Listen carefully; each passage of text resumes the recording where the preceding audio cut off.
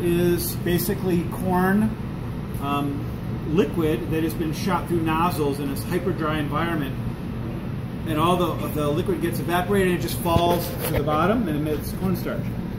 And so this is cornstarch, and it is an amazing thickener. This works by, if you can see these little granules of watch this, I mean, they're like really small. Like, look, they're still hanging out. They're actually going up. This is so small, these starch granules, that they actually float up in the air. But cornstarch, you have to understand, if you just took cornstarch and added it into hot water, boiling water, the hot water would enrobe a cluster of the starch granules. If you remember, we talked about that. That was called pre-gelatinized globules, right? Fancy word for a lump. We talked about that. So you have to do something to these before you introduce them into a liquid. So what you do is you take water and you add just enough water to make this mixture look like heavy cream. Okay? And if you've ever made oobleck or something fun like that, my boys love that stuff. It's kind of fun to play with. So you're just going to mix this together, water and cornstarch, and it's going to look like heavy cream. Okay? There, does that look like heavy cream? Okay. So that is now called a slurry. And in the kitchen, a lot of people call it a slurry in a hurry, because it's a really fast way to thicken something up. Let's say you're serving a dish in a sauce, and it's just a little too liquidy, and you need to tighten it up a little bit. Well, you can just take a little slurry and thicken it up, boop, you're done. It's really fast. And this is one of 3 types of thickeners in the kitchen. This would fall under the starch or gelatinization type thickeners. Another couple ways you can thicken in the kitchen are reduction. Imagine if I had a really watery soup and I cooked it down for an hour and reduced it, and all the steam went up in the air and everything else is left behind. It's going to thicken. You can see how that would work. It's a very expensive way to do it because you're relying on the heat of the stove to cook it all down. That's a lot of money. When these things are around, you got to think money is going, right? A third way that chefs thicken things or cooks thicken things is through puree. So if I had a really chicken stock and I wanted to make it thicker, I could add some diced potato in there or vegetables and put it in a blender, and you can see how that would thicken that up. So pureeing, using a starch thickener, or reduction are the main ways we thicken things in the kitchen.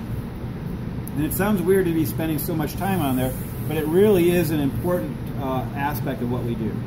If this slurry were just to sit here for a day or so, all the cornstarch would fall out of solution, fall to the bottom, and you see the water on top, right? And then it would be clear, and then there would be cornstarch on the bottom. If that happens, all you need to do is whisk it back up, kick everything back into a mixture, and now you're ready to go.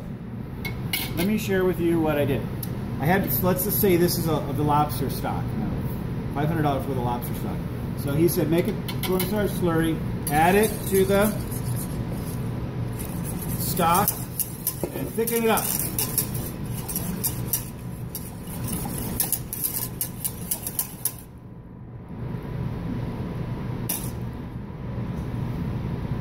No go, right? And that's what I noticed. I'm like, it's weird. So what would you naturally do?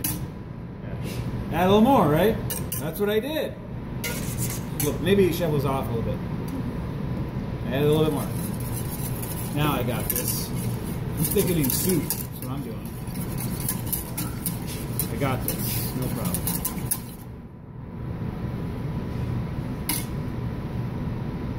I started to get a little bit nervous now. Maybe just a little bit more. Chef doesn't know what he's talking about. What does he know? So I started thinking this. I got this.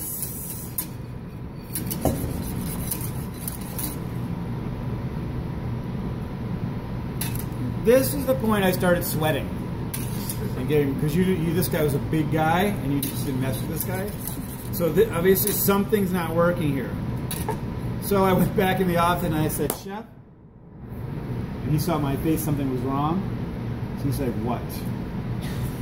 And I said, well, I did what you asked, and I put the slurry in there, and it's not thickening up.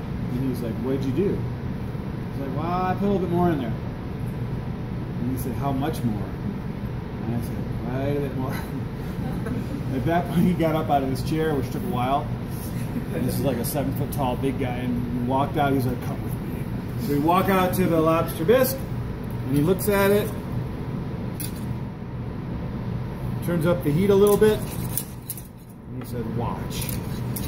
He didn't talk much. So then I watched, and I'm like, see, it's still not doing anything. You know what I'm talking about. So he said, wait. So I'm sitting there waiting, and he's just looking at me. And I was starting to sweat. He's sweating. I'm sweating. The entire kitchen is now watching us. And in a matter of a few minutes, we were watching this thing. And then we noticed some changes going on in the lobster bisque.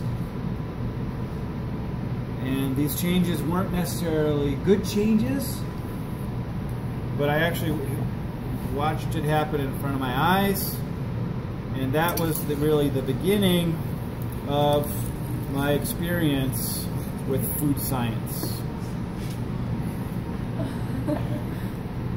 So that was one of my most embarrassing moments in the kitchen. I did not make lobster bisque that day. I made lobster snot. And you better believe that he made me do something with this. So here's what I had to work with. And that is not something to sneeze at. Thank you. Just made that up, by the way. So what I didn't understand, and here's where the food science, this is kind of the birth of my ignorance, my understanding of my ignorance. And hopefully you'll have a moment like that in your life, and you'll use it, because they're actually quite valuable. And this was really the beginning of me becoming a nerdy cook. Like, well, why did that happen? How did that happen? And how could I never do that again? That was how my brain chose to resolve that.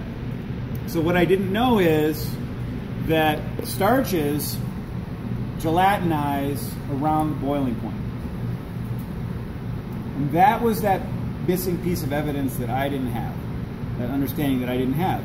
I kept adding starch in there, nothing was happening. Well, of course nothing was happening. It didn't reach the full thickening potential yet.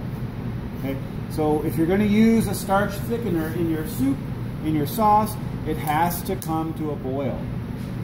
So this is also a public service announcement. Don't let this happen to you. Okay? Yes? What did I end up using it for? Funny you should ask. I actually took this and I put it in smaller containers and I froze it, and we ended up using this as a base for a lobster ravioli that we made more money at than the bisque. So you can make boo-boos into good things, but it's not ideal.